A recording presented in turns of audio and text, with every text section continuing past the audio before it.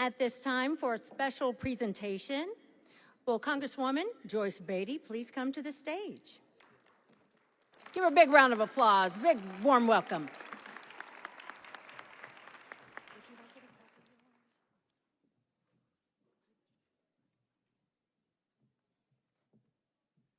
Good evening. Oh, come on, we can do better than that. We're gonna wake everybody up in here. I'm gonna be very brief, but I always like to tell people there's nothing like being home. And today it took me 7.5 hours to get here. So Yolanda and everybody, thank you for allowing me to do this. A few weeks ago, one of our colleagues, a historian and someone who's known all over the country, Congressman James Clyburn, was here. And we were talking about education.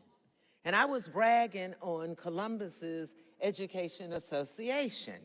And so I said, they have this huge dinner. It's at the convention center, and all these important people come. And so he said, I would like to give to a few folks this book. And it is a book, and it's really important for us today to talk about it as we're celebrating Martin Luther King Jr., as we're talking about Black history, as we're talking about women's history. And this book is a historical document of men who served, men in the South. But it talks about Martin Luther King Jr., it talks about Rosa Parks, and all of the people who came together to make this America such a better place. And what a better time than now when we are facing so many things. But let me end by saying, don't get caught up on all the negative and the bad, because there's so much that's good. Those young people who are here tonight and stood up, that we are fighting, and we have a superintendent who understands the value of education and supporting our children. We have people who lead us and people who care about us, people who report about us, and that's what I want you to hold on to. And you have Roland Martin here, who went live in the back of this room with his show. And I want to say to you, Roland, thank you for always being the drum beater. Thank you for speaking truth to power. Thank you for traveling across this nation to make sure that we hear it right. So, without further ado, I have been given instructions, and I want to give you this book because, you know, somebody great once said, you don't remember what people say. You don't always remember what people do, but you remember how people make you feel. And so tonight, I hope you remember that we are trying to make you feel that you are empowered, to make you feel that you are important, to make you feel that you have value, and if we stand together, if we link and latch ourselves together and get out the vote, we can change this world.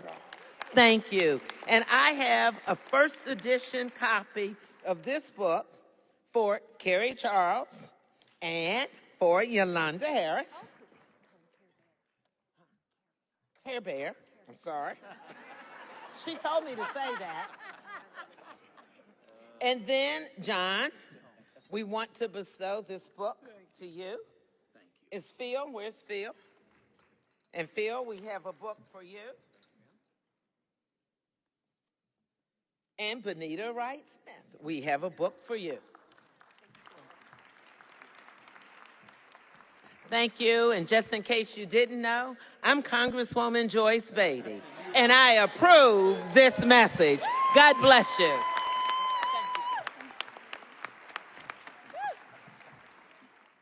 Thank you so much, Congresswoman.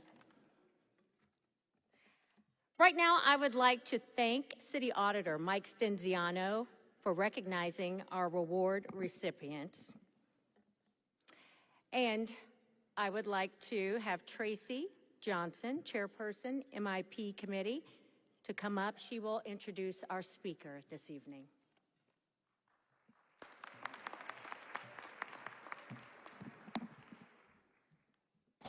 Good evening, everyone. My name is Tracy L. Johnson, and I am a 14-year high school teacher with Columbus City.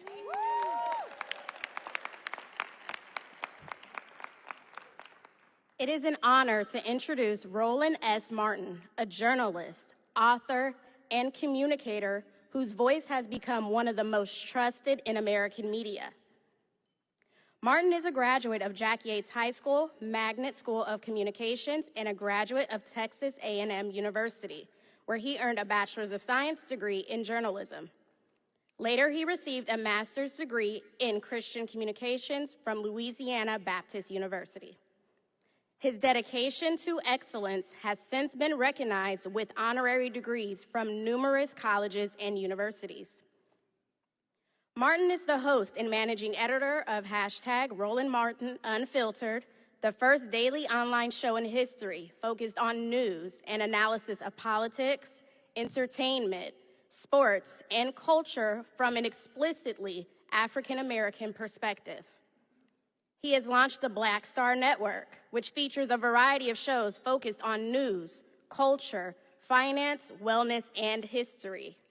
And let's not forget his 4 books that challenge us to think deeply about race and society. In his career, Martin has been awarded with more than 40 awards for journalistic excellence. In 2008, he was awarded the President's Award, and in 2013, he was named Journalist of the Year by the National Association of Black Journalists. He is a 4-time NAACP Image Award winner. His career spans newspapers, magazines, podcasts, and broadcast media, reflecting both his versatility and his commitment to telling the stories that matter. He is a life member of the National Association of Black Journalists and a life member of Alpha Phi Alpha Fraternity Incorporated. He is also a member of Sigma Pi Phi Fraternity Incorporated. He is a board member of the education reform group, 50 Can, and he is married to Reverend Jackie Hood Martin. Being given the moniker of the voice of Black America, he remains ready to provide us the important news of the world that affects Blacks and African Americans. He is more than a voice, but a steady presence to remind us of the truth, and that courage and perspective will help us reach a better future. Please join me in welcoming our keynote speaker, Roland S. Martin.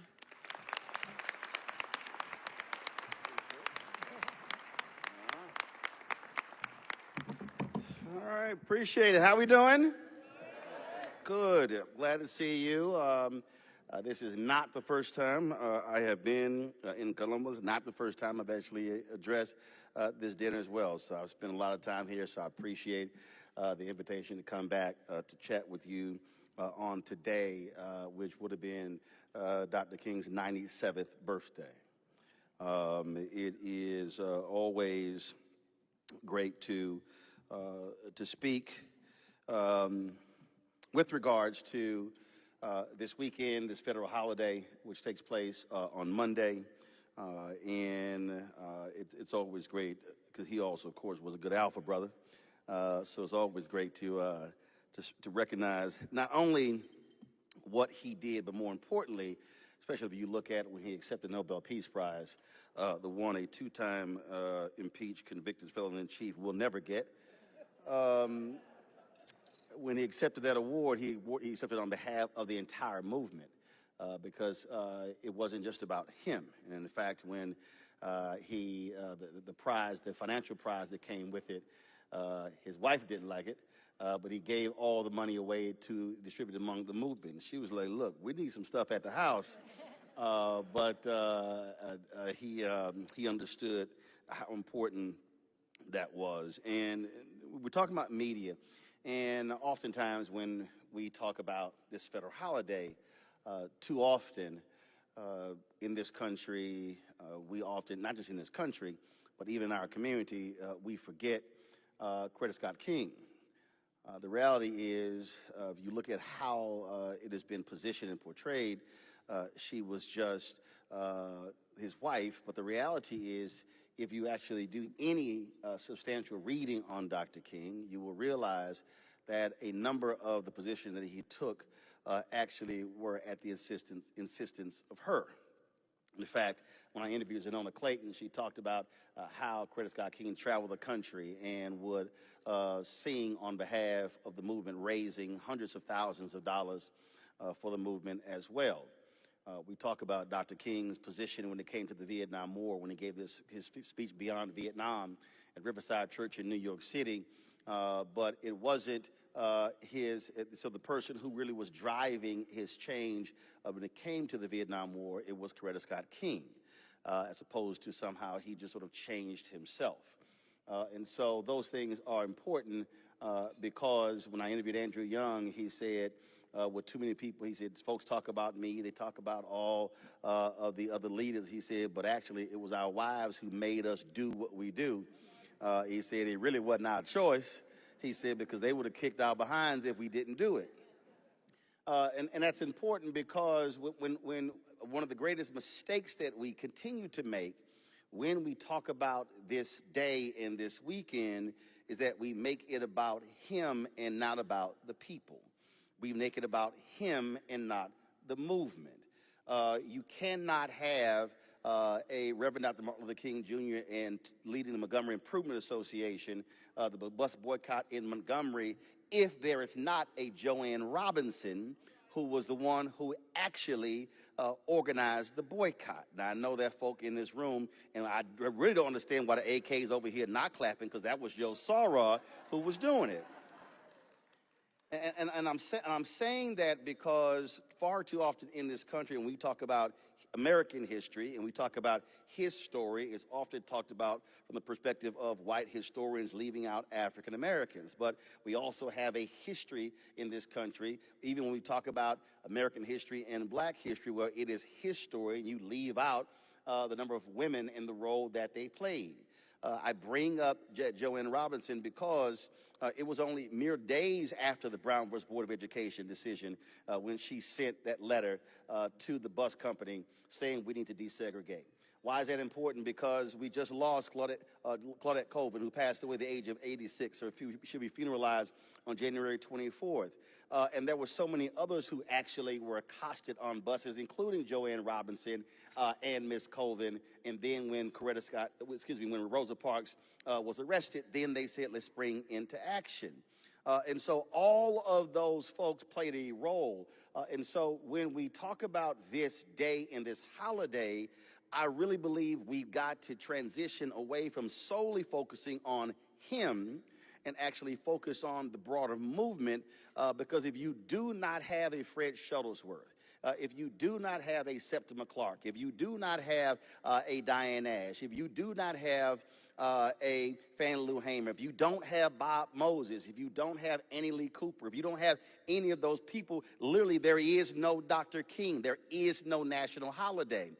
And so that's how I believe we also must begin to broaden our perspective when it comes to this particular day. And the reason I initially brought her up, because you celebrating folks in media up here, and many folk don't realize that when we think about the first African-American to win a Pulitzer Prize for photography, Monetta Sleet, and we all remember that famous photograph of Bernice King laying on the lap of Coretta Scott King at the funeral of Dr. King. Well, folk don't know how he got the photo. And if you want to understand institutionalized racism and how it impacts so much, that was a racist, Jim Crow, whites-only press pool that was set up to cover Dr. King's funeral. Okay, let me repeat that.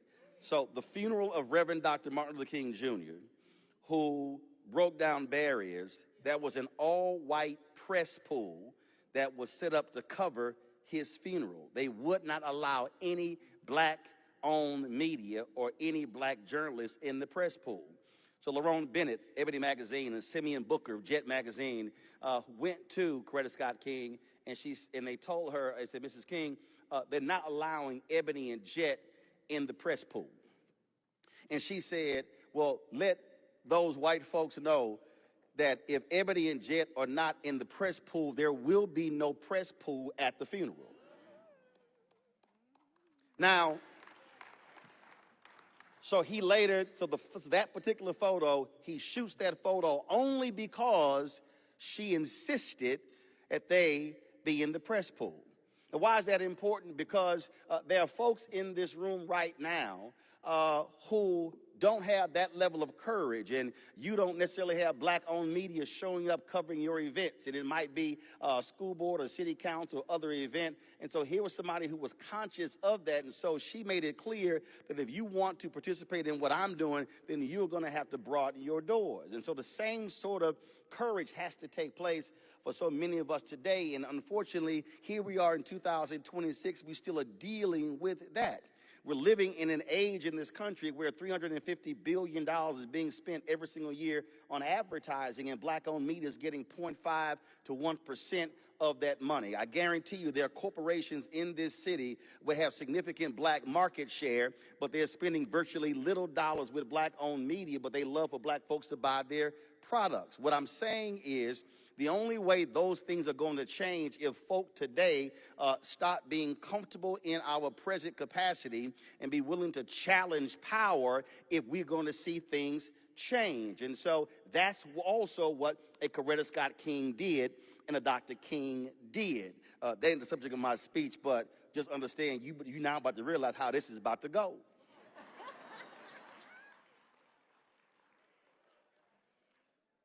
So let me position it this way. I want you to turn to your neighbor, and I want you to look them, and I want you to say to them, rest time is over. Now look to your other side, and I need you to look to them. I need you to say, rest time is over.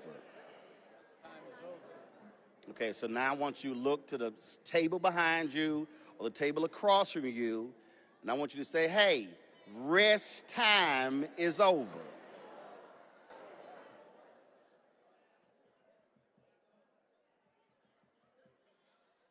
Um, 2 days, 48 hours after the November election, I was talking about the races, and I was talking about the campaigns taking place in 2025.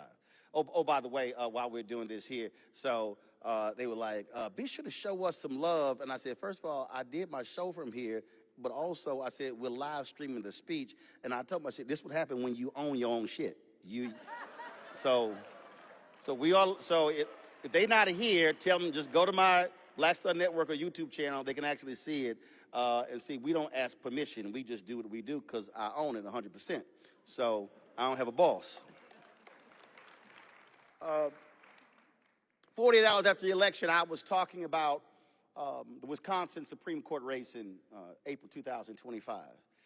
And I had people who were watching my show, and they were hitting me up. They were like, hey, what are you doing? I said, well, what do you mean? They said, we just had an election, and we're upset, and we're mad, and we're sad. And I said, I understand that. I said, but she lost. And they were like, but I don't understand how can you just move on so easily? I said, first of all, I'm not moving on easily, but the reality is we have to keep moving. And this thing, we went to January, and then you had the inauguration, and folk were like, I'm not understanding, and they were just like, I don't get it. And then I began to see all these stories about so many folk. A lot of sisters were saying, we're tired. We need to rest. And folk were talking about boots on the ground. They wanted to get away, and they wanted to dance, and they wanted to do all those different things. And I said, I understand that. And we were doing the show, and I had a young sister. She was 28, and she was like, Roland, you don't understand. We are tired. And I was trying to be as diplomatic as possible. I was trying to be as compassionate as possible. But I ain't got a lot of compassion in me. I understand. I can be, I can soothe you, pray. That ain't really what I do. You can call my wife. She's a minister. She's a preacher. She can pray with you. She can all that stuff. That ain't what I do. I often said that the Lord put on the earth, you know, to give people comfort. There's no doubt God put me here to provide discomfort. So I was trying to hold it in. I was trying my best not to go there, but it just came out. I said, you know, I said, y'all are killing me with this bullshit of how tired you are. I said, how the hell are you 28 and tired? And I began to say the same thing to folk who are in their 30s and their 40s. I said, listen, my parents turned 78 last year. They have worked campaigns. They've been poll workers, precinct judges. They've run campaigns and phone banks. I said, they have committed. They were co-founders of a civic club. They have been highly engaged. I said, they can be tired. I said, but I don't understand how anybody who is 55 and under, actually I pushed it to 60. I said, I don't understand how anybody can say, oh my God, I'm tired. We've been having to carry this burden and it's just too much and America's let us down. So we just need to rest. I said, hell no, I can't listen to that. I said, I can't listen to that. I said, because the problem that I am seeing is that our community, this nation was held together in the wake and after the Civil Rights Movement, where you had this generation of people. The people who went to city council meetings and school board meetings and to the state house and went to Congress and who fought for laws and who fought for things. And they were the ones who informed us of upcoming elections and how we should vote and how we should focus on what we should be doing. These are the folks who were doing that. And I said, and now those folks are retiring and they're passing away. And part of our problem is that we have a gap right now because those folks have not been replaced in many of our communities. I said, you cannot replicate what those folks did based upon social media. Social media is a communication tool. It is not an organizing and mobilizing tool. And I made the point, I said, there are too many folk who are saying this, who have made withdrawals from the Black Bank of Justice and they made no deposits. And I dare say, where we're sitting here right now, there are folks sitting in this room, you actually fit exactly what I'm talking about. That we have made withdrawals from the Bank of Justice, the folk who did all the work, and we are living on what they did. We are praising what they did. We are looking at the things that they were able to get done to change this city and this state and this country. But you now have to ask the question, what will they say about this generation at this dinner 30 years from today? See, you got to ask yourself the question. See, it's cute being here. It's great. Maybe this is your black check-off event, where we come to the MLK event, take pictures, eat a chicken dinner, and then have a good time, post the photos on social media, and say we were here. But the real question is, what are you doing when you leave here to actually do the work that King and others did to actually change the city for good?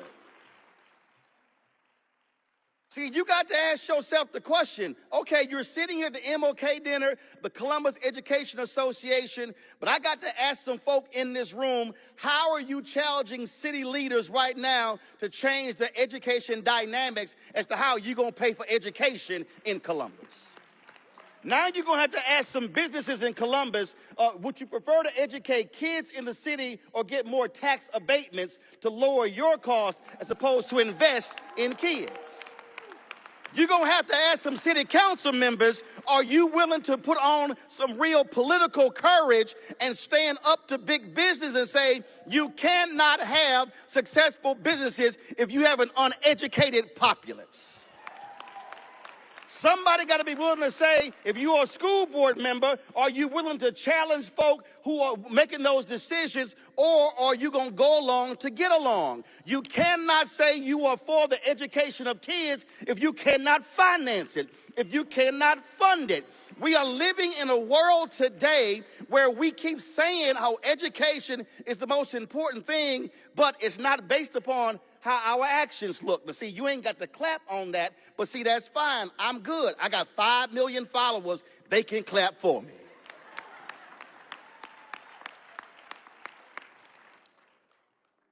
See, here we are in 2026 acting as if the past has no impact on the present. One of the reasons you have an education crisis in this city is because of racism. It's because of discrimination. It's because of white flight. Because you had white Americans who did not want black folks having power.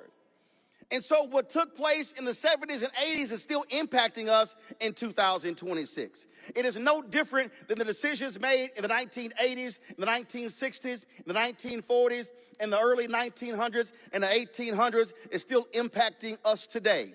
When you have decisions that are being made in Washington, D.C., in state capitals, in city government, and county government, and school boards and others that impact us. In Virginia, praise God right now that you have my frat brother, Don Scott, who is the Speaker of the House in Virginia, and who is my Alfred brother, and you got that bad Delta, Louise Lucas, who was rolling the money in the Senate. You now have a Democratic governor in Virginia, and they are going to pass for the second consecutive year and put it on the ballot to finally get rid of felony disenfranchisement in Virginia. That law was in place because in the early 1900s, a racist legislator literally said, we are passing this law to keep the niggas from voting. And for more than 100 years, people who had felonies were not allowed to vote, and the only way they could get restored is the governor individually signed every single one. So here we are in the 21st century, still being governed by Jim Crow laws. I'm sitting here watching folk having conversations nationally talking about housing and things along those lines. I did a podcast with Patrick Bet David, who had the nerve to tell me why is it I won't move back to the community where I grew up. I'm like, you ain't even from here. I said, why don't you go back to the country where you came from? And so I had to tell him that, but you don't tell me to go back to somewhere if you don't go back to somewhere yourself. And so we were sitting here having a conversation, and he was telling me he was like, well, I don't understand black folks. Y'all been voting Democrat all these years. What have you gotten for us? And I said, okay, well, if you telling me Republican policy is so great for our people, I said, I need you to explain to me how Mississippi is the brokest state in America. I said, they didn't let you nobody black statewide since 1890 when they had a constitutional convention because they were upset with the number of black people who got elected statewide. I said, ever since then, it hasn't happened. I said, if you tell me your policies are so great, I need to understand why Arkansas is so broke, Louisiana is so broke, South Carolina is so broke, Tennessee is so broke. I said, I can read you the list. I said, don't sound like it's going great to me. And then we got to the issue of housing, and then I brought up home appraisals. He was like, well, you can't tell me anecdotally that this is an impact. I said, no, I can't tell you. That was just simply a study done, 47 million homes that was studied. I said where more than $100 billion has been kept from black folks due to home appraisals, where white adjusters said, oh, no, the home is not worth $300,000, it's worth $200,000. And he was like, well, I don't believe that stuff exists. And I said, fine, let's pull it up. We are living in a world where folk are in denial about how the past is still impacting the presence.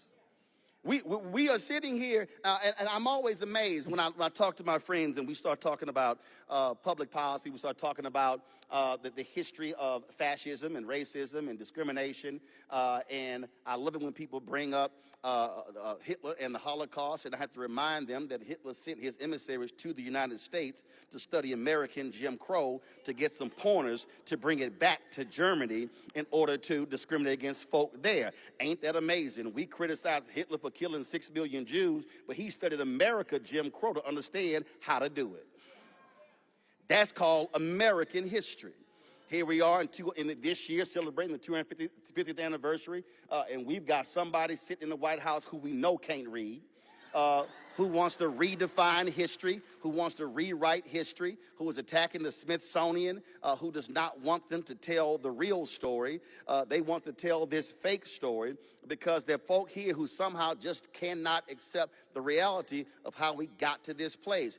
I can say on one hand how America has treated us, and on the other hand say how patriotic we are. Two things can be true at the same time. Jackie Robinson said it, but he also said he wouldn't stand stand for the flag. Paul Robeson said it, but he also said he loves his country. And so you've always had those things happen in our society. But what has to happen now is we've got to have some people of courage. Black folks, white folks, Asian, Native American, does not matter. Latino, doesn't matter. We need folks of courage today. Not folk who don't play the go along, get along game. We need people who are going to be willing to challenge power and say, no, this is not the country that we want to actually have. Right now, I love the folk who I'm playing golf. One guy said, he said, I don't like all the stuff that Trump says and does, but I'm voting for policies. I said, say, bro, you voting for both things.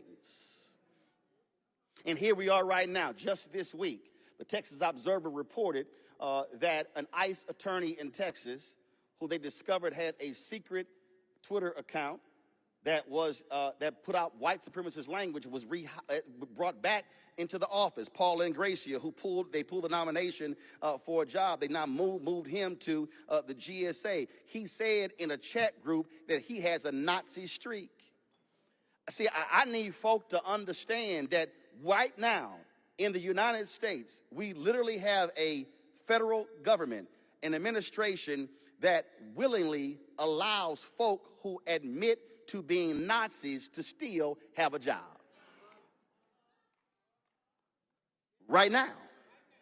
That's a fact.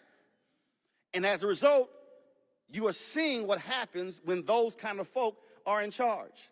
Just the other day, there was a congressional hearing, and Congressman Jared Moskowitz had to go off because of the way things work in Congress. Congresswoman Batty knows this here. They have reserved seating in hearing rooms. Where the Democrats say, these are our guests. The Republicans say, these are our guests.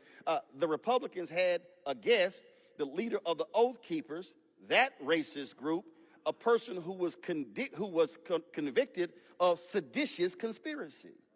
Now, it's amazing to me the folk who wrap themselves in the flag, say they love America, openly embrace somebody who was convicted of seditious conspiracy.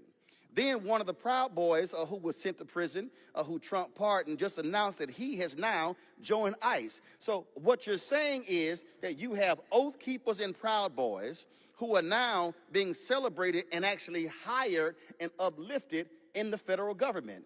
What does that tell you about the policies they are going to enact? We are seeing right now what actually has happened all across this country. I've been talking about how they are trying to defund Black America. They're attacking every single institution in Black America, academic, business, political. You've got a Supreme Court that's going to make a decision that could wipe out 1/3 of the Congressional Black Caucus, that could wipe out state legislators and county commissioners and city council members and school board members all across the South in the Louisiana versus Cali decision.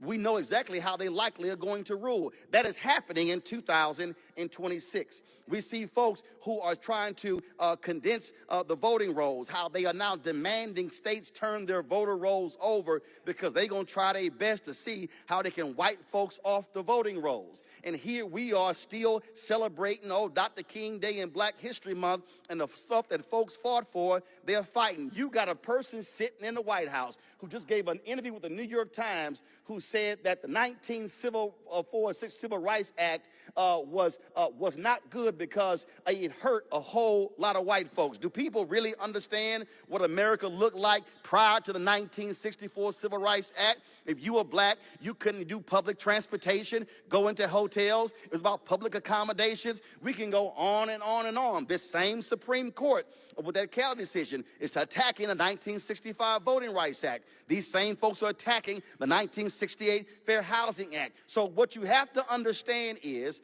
there are folks on the right who fundamentally believe that the destruction of America began as a result of those 3 Civil Rights Acts. But see, this ain't the first time we've been here. See, you can't be at an Education Association dinner and don't understand American history. Because if you go back to the 1800s, after the Civil War, you had those 3 Reconstruction Amendments, 13th, 14th, 15th Amendment. 14th Amendment, Equal Protection Clause. Oh my God, are they not trying to change the citizenship? That's the 14th Amendment. They are using a 13th Amendment, a 15th against us as well. And then so those radical Republicans of the 1800s ain't the same radical Republicans in the 21st century. Trust me, it might have Republican in their name, but they're not the same. There is no Thaddeus Stevens today on the Republican side. And so if you understand the period of Reconstruction, that 12-year period, then you have, the election of 1876, leading to the Great Compromise of 1877, where they pulled the federal troops out of the last 3 southern capitals, and then Jim Crow came back in. For the next 92 years, you had, frankly, slavery without shackles. You had the overturning of the 1875 Civil Rights Act. You had Plessy versus Ferguson in 1896. I need you to understand that what we are going through now is the exact same thing they went through then. Congresswoman Batty brings up Congressman Clyburn's book, talk about those 8 members of Congress. Understand, when that happened, that last one from North Carolina, Congressman White stood up there and gave a speech on the floor saying, we will rise like Phoenix, because he understood the attack. What I need you to understand, if you don't read history and understand how history went, you cannot understand what the plan today is to fight back. And the plan today to fight back means you got to have a generation of people who are not scared. You got to have a generation of people who are not sleeping. You got to have a generation of people who are not so fixated with partying and going to brunches and giving themselves awards and then not actually doing the work. And what it also requires, not just black folks doing the work, but it requires white folks doing the work too. So for every Viola Liuzzo and James Reed, you got to have folk doing the exact same thing today. And let me also put a pin in this right now, if you're a white woman in this room. Let me be real clear. Ain't nobody benefited more than white women from affirmative action in the United States. The reality is, y'all, if you think I'm lying, all you got to understand is the history. Because understand, there was a racist congressman in Virginia named Judge Smith who put women into the 1964 Civil Rights Act because he thought it was going to kill it. It actually got it more votes. Okay, some of y'all look at me like, well, I don't know about that. Okay, fine. What is Title IX? Title IX ain't about sports. Was Senator Ted Kennedy got it passed? No, that was about opening the professional schools up to women. So you just look at the numbers. The number of women who became lawyers and doctors and dentists and engineers and architects blew up after Title IX in 1972. Now ask yourself the question, what is Title IX? Where does Title IX come from? Boom, the 1964 Civil Rights Act. So the law that black folks bled for and died for has actually benefited women, largely white women, in a huge way. If you think I'm lying, look at the federal contracts. $37 billion of DBE contracts go to women and minorities. White women get 78% of the $37 billion. Now, why am I singling out white women? Because I need white women to stop being so damn silent with the attacks going on right now, because when they attack us, they're attacking you. I need white men who are the husbands and the sons of those same white women to stand up and realize that you cutting your own nose off as well, because trust me, when they get done with us, they don't like women either. Speaker Mike Johnson don't want women to vote. They don't want women in business. You need to understand, it's right there in Project 2025. They literally want white women to stay at the house, have sex, kick out some babies, go cook, and be quiet. It's literally right there in their own agenda. What I'm trying to say is, we in this boat together.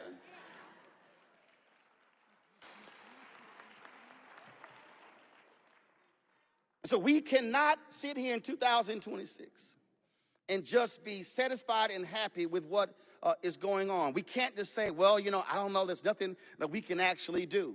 See, when we say I'm tired, and I'm going to let somebody else do it, well, then the question then becomes, well, who's the somebody else? Exactly who is it? Who are the folks who are going to be willing to stand up? You got folks in this country. Trump is dying to invoke the Insurrection Act. He wants to send federal troops on the streets of this country to quell protests. And what I don't understand is, how can folk praise the military and praise our soldiers, talk about what they fought for, when these same folk love the Second Amendment but skip the first. If you do not have a first, you will not have a second. And there's no greater way to express being American than the freedom of protest, than the freedom to assemble, than the freedom to tell the government, you must address our issues. And so what should be happening right now, if folk truly say that they respect Dr. King, don't recite quotes back to me. Don't recite a speech back to me. I need to hear, how are you going to do the work that he was actually involved with? See, I appreciate the plan of that sermon earlier. But do me a favor, don't play that part again. Because for too many of us, we keep playing the mountaintop part of the sermon. We always play the last 2 minutes of that April 3rd, 1968 Mason Temple sermon. But that was a 43-minute and 16-second sermon. And in that same sermon, he talked about redistributing the pain. In the same sermon, he name-checked companies we should boycott economically.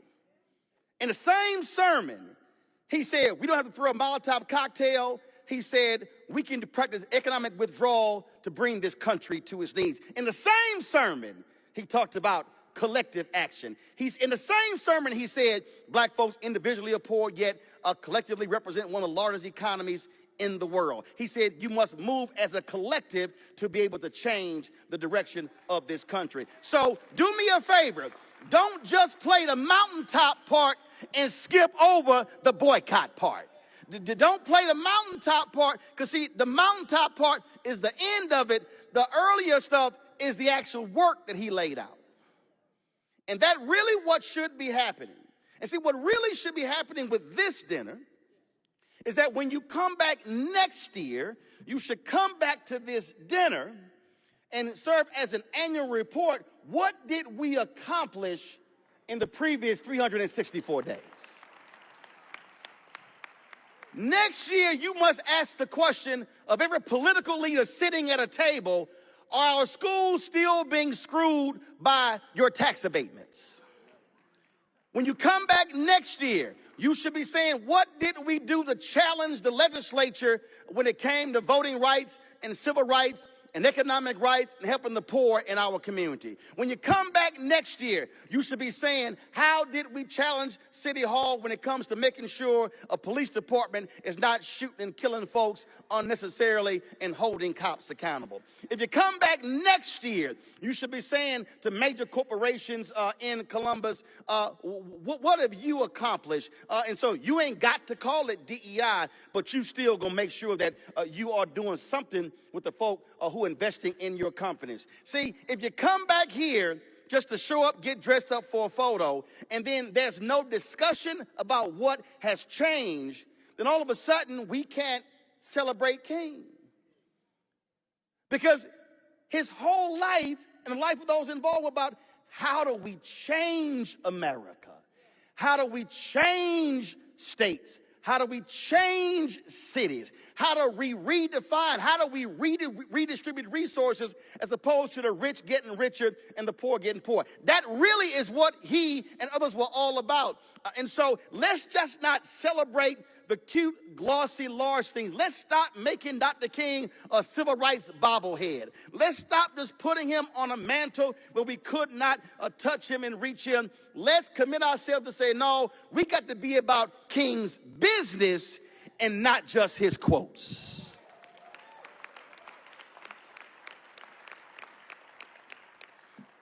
We also got to be willing to challenge folk who are in positions of power who ain't doing a damn thing.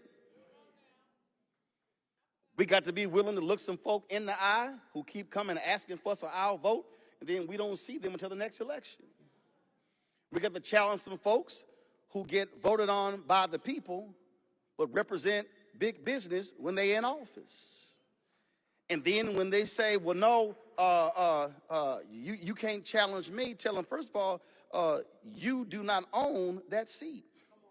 That is the people's seat. And your responsibility is to be responsive to the needs of the people. And so that's the level of courage we've got to have. See, I've always had a very simple philosophy in my journalistic career. And it is real simple. And I remember when then Congressman Jesse Jackson Jr. was coming on my radio show in Chicago, and he asked his staff, he said, what's the subject? They said, oh, you and Roland friends, y'all good. He said, no. He said, let me be real clear. He said, we friends, but Roland will kick my ass any day. I need to know exactly what we talking about so I can be prepared for what he is going to ask me. See, understand, it's very basic for me. If you do good, I will talk about you. If you do bad, I will talk about you. At the end of the day, I'm going to talk about you. This ain't about who's friends. This is not about I like you. It's not about same fraternity, sorority. It's not about same school. It's not about same state. It's about how are you doing what's right for the people. And we have political leaders who are in positions of power, and they frankly are empty suits who do not represent the interests of the people, which means that in 2026, what needs to be happening, you shouted out Sigma Gamma Rho, and there are Deltas here, and AKs and Alphas here, and you got folks who are Links, and you got Prince Hall Mason, you got other groups. Here's what should be happening 2026 in Columbus. Y'all got some homework. Your homework is this here. If you take D9, 9 black fraternities and sororities, add Prince Hall Mason, Links, and Eastern Star, that's 12 groups. That means that each one of those groups should say, this month, we as an organization are descending upon City Hall with our agenda. And all of a sudden, if you 2, 3, 4, 500 women in red and white and pink and green, or brothers in black and gold or purple and gold walk in there, I can guarantee you the whole city council will be like, what do they want? And then the next month, another group shows up. The next month, another group shows up. And then you begin to say, okay, fine.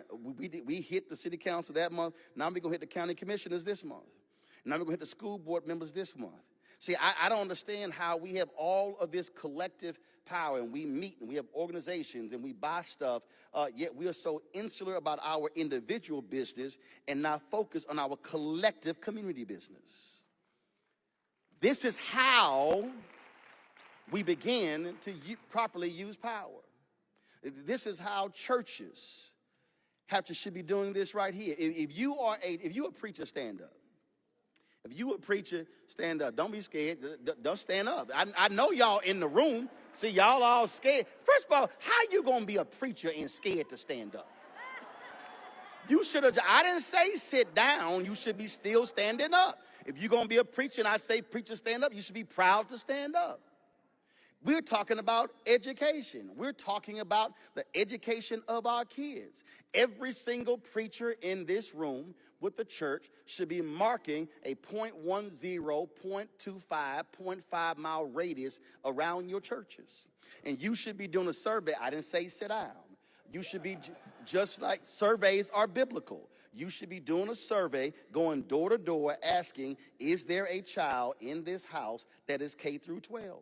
And what you should be saying is, in my church, we've asked the retired educators to commit to tutoring 1 day a week, and we're going to have tutoring in our church Monday through Friday. Now, you ain't got to build an education wing. They can study right there in the pews. You already paying a light bill. You're already paying a heating bill. You're already paying a Wi-Fi bill.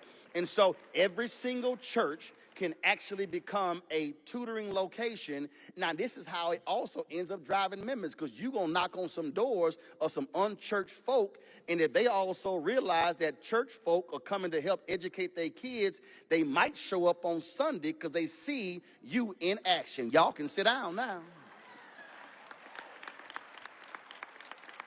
You don't have to ask anybody's opinion. You don't have to ask their permission to do that. What I'm saying is there is literal power sitting in this room that is untapped and unused. There are more people sitting in this room than was sitting in a basement in Montgomery. There are more people sitting in this room than the two Polaroid workers who started the divestment campaign against apartheid.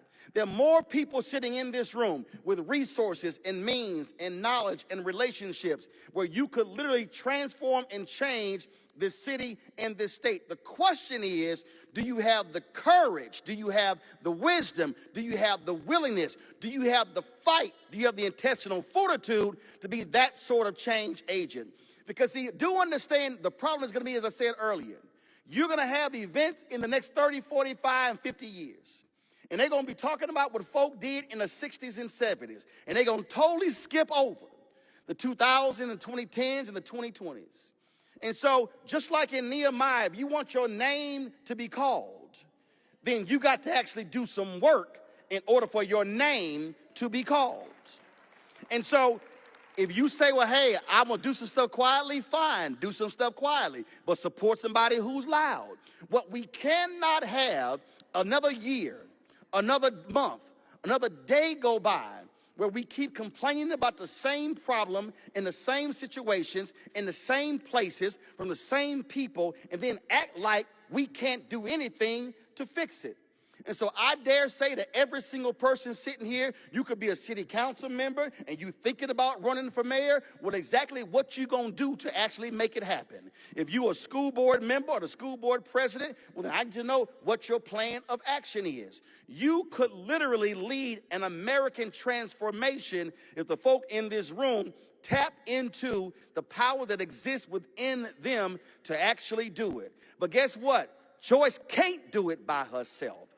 He can't do it by himself. She can't do it by herself. But if that table and that table and that table and that table and that table and that table and that table and that table has the courage to be willing to do it, then you will actually see some change happen. And let me be clear, it ain't gonna be easy. It's not gonna be soft. You're gonna have folk who you know who look like you, who gonna tell you you can't do this. But the same thing happened in the rebuilding of the wall of Nehemiah. Nehemiah said, ignore the haters and keep building. Then he said, keep one hand on your weapon and build with the other hand. And that's how it all got done. You are going to face difficulties. You're going to face folks who do not believe you can change this city for good, who are going to believe you cannot create a new future for every young person sitting here. And I dare say you should have the same attitude as my alpha brother, Vertner Woodson Tandy, who made it perfectly clear. He said, we will fight until hell freezes over, and then we will fight